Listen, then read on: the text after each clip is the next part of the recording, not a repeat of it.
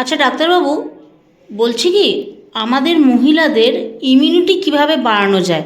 আপনাকে বলি যে ধরুন কারোর বেবি হয়ে গেছে, তারপর তার শরীরে নানান রকম ঘাটতি দেখা যায় বিভিন্ন মিনারেলসের, বা ধরুন আমাদের একটা সার্টেন এজের পর ক্যালসিয়ামের খুব অভাব হয়, বা আমাদের যে প্রত্যেক মাসে পিরিয়ড হয় তাতেও কিন্তু আমাদের শরীর থেকে প্রচুর পরিমাণে ব্লাডের সাথে প্রচুর মিনারেলস বেরিয়ে যায়। তো একদম ঠিক। সেই সবের জন্য আমি চাইছিলাম যে এমন কোনো একটা ঘরোয়া উপায় যাতে আমরা মহিলারা সারা বছর আমাদের ইমিউনিটিটাকে মেনটেন করতে পারি।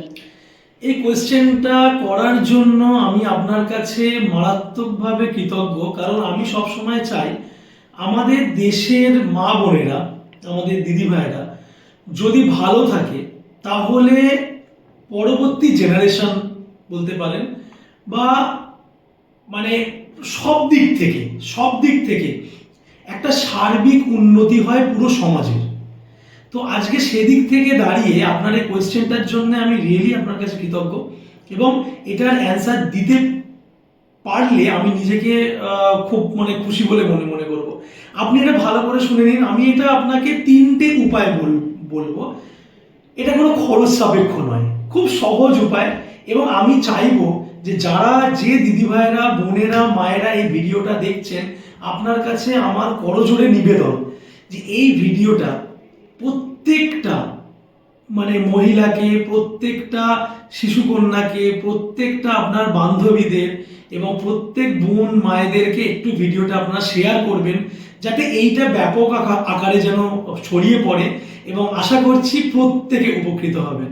তো এটার তিনটে ধাপের মধ্যে প্রথম ধাপ হচ্ছে, সকালবেলা যখনই আপনারা ঘুম থেকে উঠবেন, 3 থেকে 5টা তুলসী পাতা, সেটা রাম তুলসী, শ্যাম তুলসী, বন তুলসী আমার জানার দরকার নেই, যে কোনো তুলসী পাতা, যে তুলসী পাতা আপনার বাড়িতে আছে, 3 থেকে 5খানা তুলসী পাতা ভালো করে ধুয়ে নিয়ে সকালবেলা চিবিয়ে খেয়ে 1/2 কাপ উষ্ণ গরম জল, এটা হচ্ছে প্রথম ধাপ।